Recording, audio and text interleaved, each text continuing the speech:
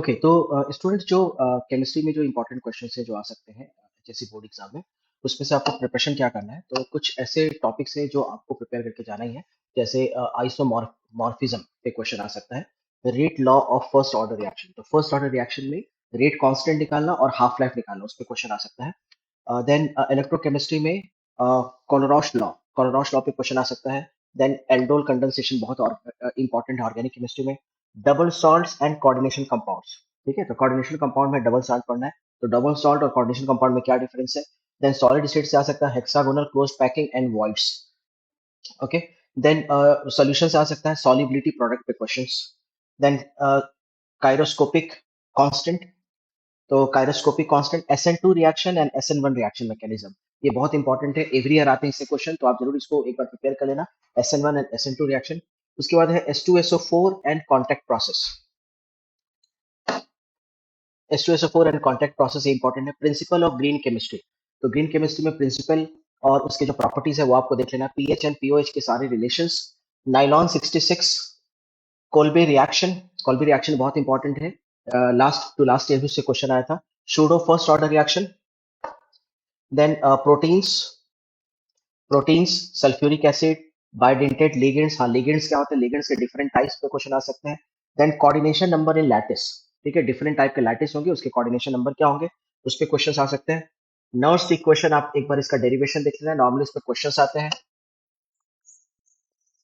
अब क्या होता है, इलेक्ट्रोकेमिस्ट्री में सॉल्ट ब्रिज क्या है, सॉल्ट ब्रिज का क्या एक्शन होता है। देन स्टैंडर्ड हाइड्रोजन इलेक्ट्रोड पे क्वेश्चन आ सकते हैं। First law of thermodynamics in process, yes, first law of thermodynamics. और थर्मोडायनेमिक्स के डिफरेंट प्रोसेस है, जैसे आइडियाबैटिक, आइसोथर्मल, आइसोफोरिक, आइसोबेरिक प्रोसेस पे क्वेश्चन आ सकते हैं। आइसोटोनिक एंड ऑस्मोसिस, सोल्यूशन से क्वेश्चन आ सकता है। आइसोटोनिक क्या है, ऑस्मोसिस क्या है, ठीक है, उसमें डिफरेंस क्या है। पीएच एंड बफर सोल्यूशन पे क्वेश्चन आ सकता है।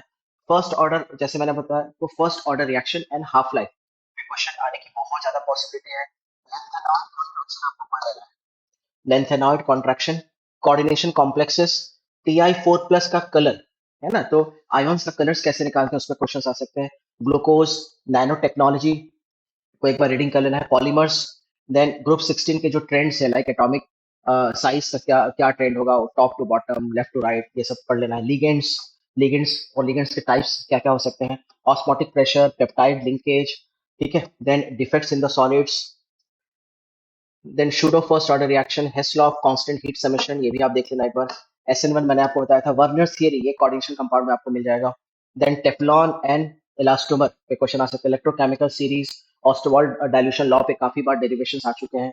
Coordination compounds, isomerism, relation between delta H and delta U, thermochemistry के problems. Then first order reaction problems, the defect, like Schottky and Frenkel defects में क्या डिफरेंस है। Phenol को preparation करने का डॉ प्रोसेस क्या है। डाइस्टेरियोमर्स क्या हो जाते हैं। ऐसे कॉम्प्लेक्स है COFe F6 3- हाइब्रिडाइजेशन, ऐसे कॉम्प्लेक्स के हाइब्रिडाइजेशन क्या होंगे, मैग्नेटिक प्रॉपर्टीज क्या होंगे, ज्योमेट्री क्या होंगे। इंटरस्टिशियल कंपाउंड्स क्या होते हैं। Elevation of boiling point, lanthanide and actinides में क्या डिफरेंस है, ठीक है, लेंथेनाइड वर्सेस एक्टिनाइड्स। थर्मोडायनेमिक्स के क्या क्या लॉज है। देन स्टैंडर्ड हाइड्रोजन इलेक्ट्रोड क्या होता है, ग्लूकोज क्या है, and K is equals to, जिसको हम बोलते हैं rate constant. So rate constant, that is K is equals to AE raise to minus EA by RT। ये केमिकल काइनेटिक्स का क्वेश्चन है। प्रॉब्लम्स ऑन सॉलिड स्टेट पे डेंसिटी बेस्ड क्वेश्चन आ सकते हैं।